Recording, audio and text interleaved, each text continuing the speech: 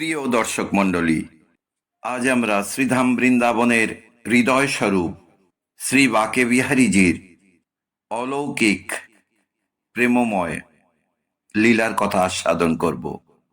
বৃন্দাবন উত্তরপ্রদেশের এক পবিত্র শহর। এখানে যুগে যুগে প্রেম ও ভক্তির অনন্য ধারা প্রবাহিত হয়ে চলেছে। বাকে বিহারীজি এই বৃন্দাবনের হৃদয় স্বরূপ। বাকে বিহারী শব্দটির অর্থ যিনি বাঁকা অর্থাৎ ত্রিভঙ্গ দেহে বিহার করেন। আসলে শ্রীকৃষ্ণ যখন শ্রীমতী রাধারানীর সঙ্গে রাসলীলা করছিলেন, তখন তার দেহ এই অনিন্দ সুন্দর ত্রিভঙ্গ বঙ্কিম হয়ে গিয়েছিল। সেই রূপেরই মূর্তি এখানে প্রতিষ্ঠিত।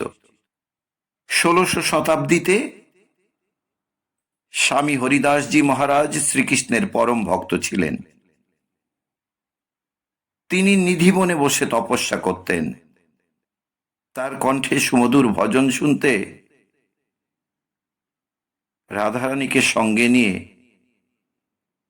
বিহারীজি আসতেন প্রতিদিন।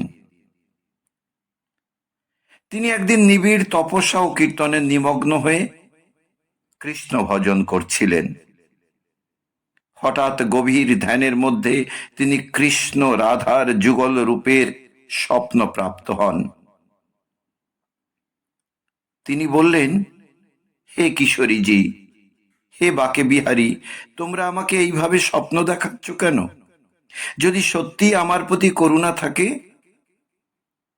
তবে প্রকাশিত হও, স্বরূপ দর্শন করাও। অলৌকিকভাবে রাধা কৃষ্ণের যুগল সেই সময় স্বরূপে আবির্ভূত হন।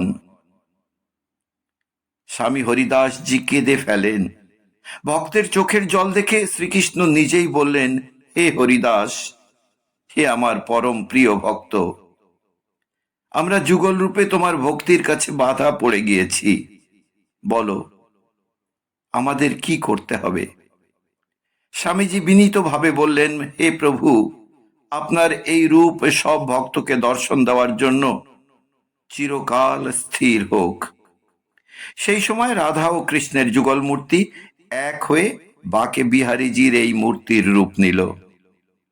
এই মূর্তি আজকের বাকে বিহারী মন্দিরে পূজিত।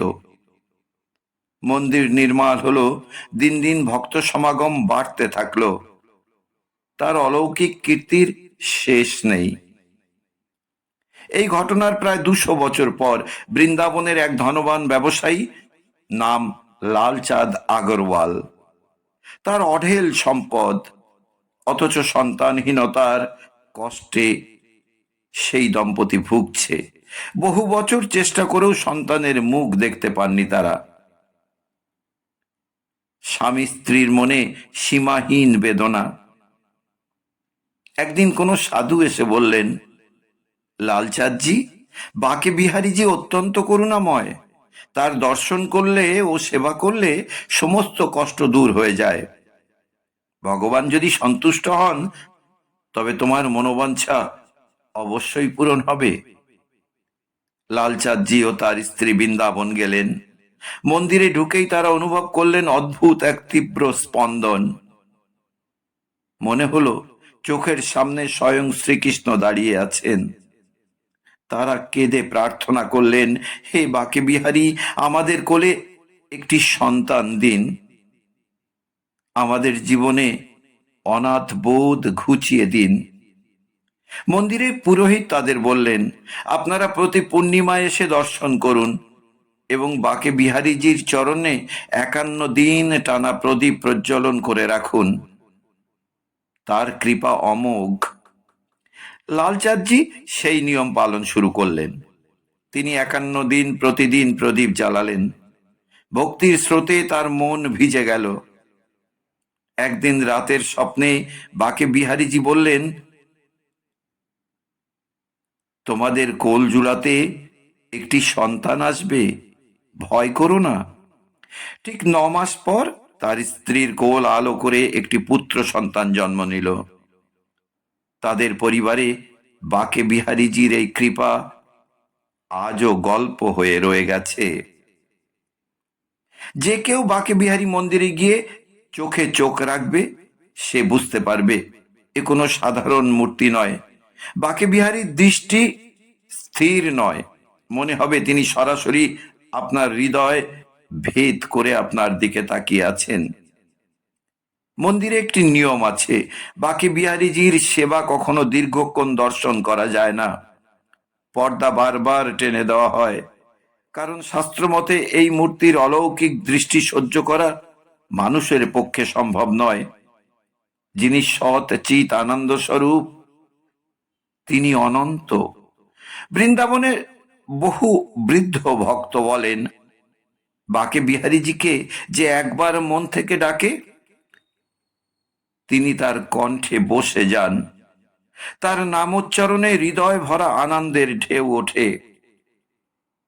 আর মহিলারা বলেন, মন্দিরে ঢুকলে মনে হয় যেন স্বয়ং কিশোরীজি ও বাকে বিহারী রাসলীলা করছেন। এমন প্রিয়ময় আনন্দ আর কোথাও নেই। এই ঘটনার কথা বৃন্দাবনের প্রাচীন চরণ সেবক মদন মোহনজি বারবার বলতেন। তিনি ছিলেন সেবায়েত। একবার তিনি খুব অসুস্থ হয়ে পড়েন, কিন্তু বাকে বিহারীজির সেবার দায়িত্ব ছিল তারই উপর। তিনি ভেবেছিলেন, আজ আমি সেবা করতে পারবো না, প্রভু আমি আপনার কাছে ক্ষমা চাইছি।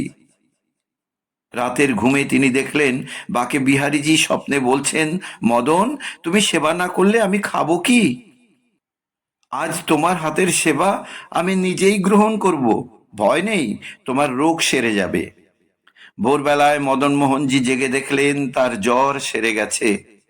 সেবা করতে করতে চোখে জল পড়ল। তিনি আজীবন বলতেন, বাকে বিহারী স্বয়ং সন্তানের মতো ভক্তকে ভালোবাসেন। দীপাবলির পরের দিন এখানে অন্নকূট মহোৎসব হয়। হাজার হাজার কেজি প্রসাদ তৈরি হয়। মিষ্টি, দই, ছোলা, খিচুড়ি, নানা ব্যঞ্জন সাজানো হয়।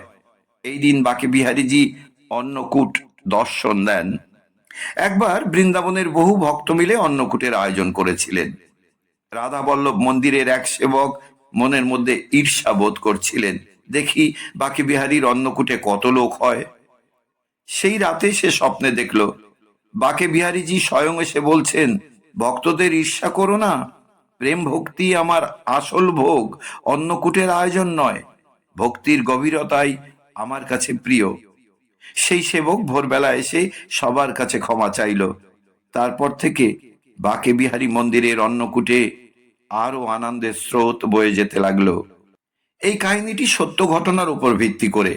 ইংল্যান্ডের মার্ক জনসন নামে এক যুবক হিন্দু ধর্মের ইতিহাস নিয়ে গবেষণা করছিলেন।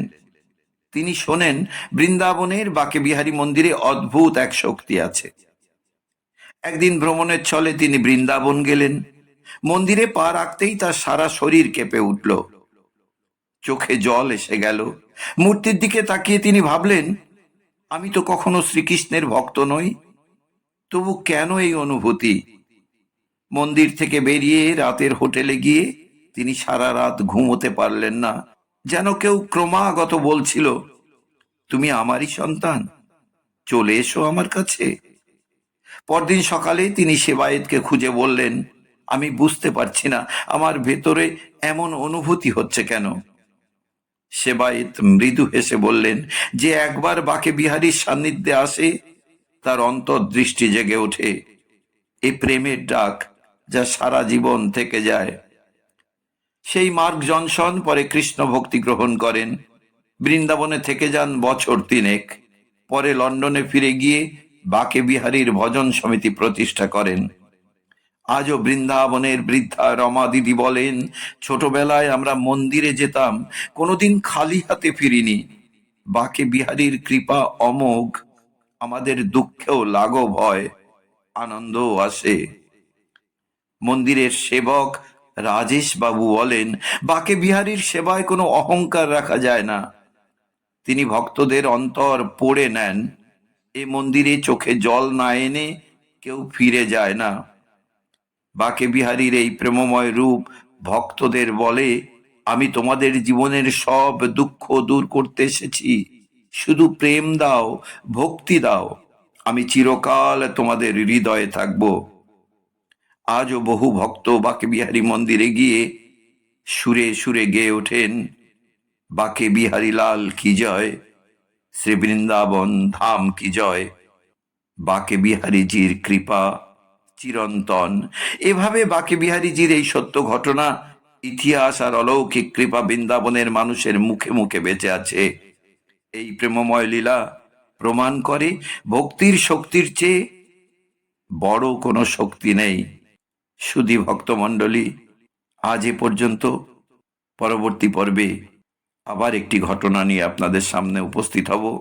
ভালো লাগলে অবশ্যই একটি লাইক ও শেয়ার করবেন। চ্যানেলে নতুন হলে চ্যানেলটি সাবস্ক্রাইব করে সঙ্গে থাকবেন। রাধে রাধে।